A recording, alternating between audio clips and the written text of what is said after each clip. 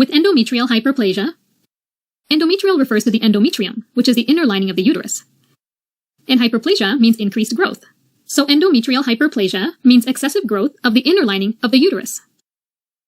The uterus consists of 3 layers: an outer, thin layer called the perimetrium or the serosa, a middle, smooth muscle layer called the myometrium, and the innermost layer, the endometrium. The endometrium has 2 layers: an inner functional layer made up mainly of glands and supporting connective tissue called stroma, and an outer, thin, basal layer which regenerates the overlying functional layer after each menstrual cycle. Now, the growth of the functional layer is regulated by the hormones secreted by the ovaries. Each ovary is made up of a number of ovarian follicles.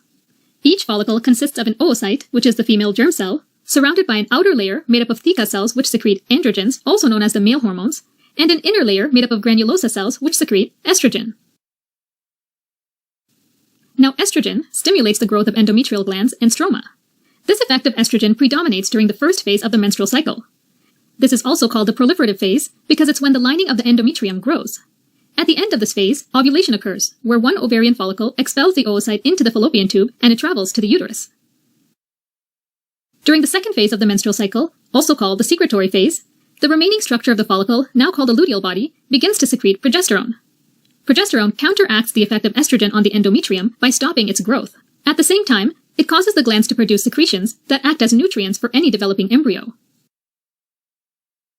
Endometrial hyperplasia most often results when the endometrium is exposed to high levels of estrogen for a prolonged time. This leads to excessive growth of endometrial glands relative to stroma, meaning a high gland-to-stroma ratio. This is also accompanied by low levels of progesterone, which normally has an opposing effect to estrogen. The excess of this hormone can be caused by a variety of conditions, such as obesity, where the extra adipose tissue converts androgens to estrogen. It could also be caused by estrogen-secreting tumors, such as granulosa cell tumors of the ovaries. People with polycystic ovarian syndrome are also at risk of endometrial hyperplasia. In this condition, the ovary is full of cystic follicles, all of which secrete estrogen. To make things even worse, these follicles don't ovulate most of the time, a condition known as chronic anovulation. So there's no luteal body to secrete progesterone. So this disease will cause both high estrogen and low progesterone, and both increases the risk of developing endometrial hyperplasia. Now, a person could have normal estrogen production throughout their life, but the number of years the endometrium is exposed to estrogen is also a factor for developing endometrial hyperplasia. Estrogen exposure is increased in people who have an early menarche, which is the age of the first menses, or those that have a late menopause. This is because these people have experienced a greater number of menstrual cycles, where more follicles have grown, and more estrogen was secreted by these follicles. The same goes for females who have never given birth, also called nulliparous, who are at higher risk than those who have been pregnant. This is because follicular growth and their estrogen secretion is inhibited during pregnancy.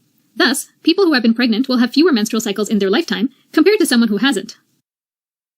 Also, we have drugs that can cause endometrial hyperplasia, such as estrogen-only hormone replacement therapy, usually taken by postmenopausal females to relieve menopause symptoms such as hot flashes and vaginal dryness. Endometrial hyperplasia can also be caused by tamoxifen, a breast cancer medication which blocks estrogen receptors on the breast, but at the same time stimulating those on the endometrium. Certain cases of endometrial hyperplasia can occur independent of estrogen and progesterone levels. These cases are often associated with mutations of a tumor suppressor gene called PTEN, which normally acts like a brake on the cell cycle. When this gene becomes defective, cells in the endometrium will grow and proliferate out of control, leading to hyperplasia. Alright, let's talk about symptoms.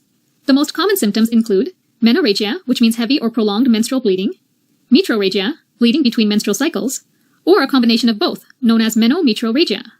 In some cases, there could also be amenorrhea, which means missed menstrual periods. Keep in mind that any vaginal bleeding in a postmenopausal female could be a sign of endometrial hyperplasia. The most concerning problem with endometrial hyperplasia is that it increases the risk for endometrial cancer, which is the most common cancer arising from the female reproductive system. The risk of developing endometrial cancer depends on the histological features of the cells undergoing hyperplasia, which means how they appear under the microscope. So zooming into a section of the endometrium, we can see simple hyperplasia, where there's a lot of dilated glands and stroma, but their ratio is similar to normal tissue. In complex hyperplasia, there are way more glands and less stroma, and this type of hyperplasia is more at risk of progression to endometrial cancer.